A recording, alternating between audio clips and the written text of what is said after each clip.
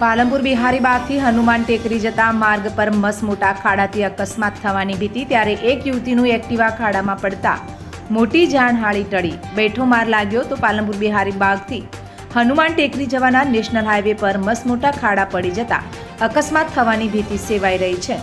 સવારે જ એક યુવતી ઓફિસે જતી વખતે ખાડામાં પડતા નીચે પટકાઈ હતી, જોકે સદનસીબે મોટી જાનહાનિ ટળી હતી।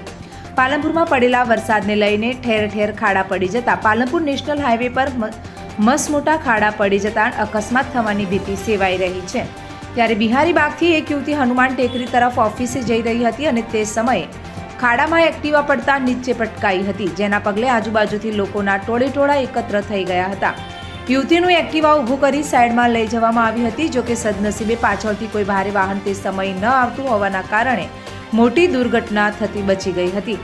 જેથી આ અંગે વાહન ચાલકોએ આક્રોશ સાથે જણાવ્યું હતું કે પાલનપુર બિહારી બાગથી હનુમાન ટેકરી સુધીના માર્ગ પર પડેલા મસમોટા ખાડાઓ દિવસે તો દેખાય છે, પણ રાત્રિ દરમિયાન તો દેખાતા પણ નથી, જેના કારણે અવારનવાર અકસ્માતો સર્જાય છે।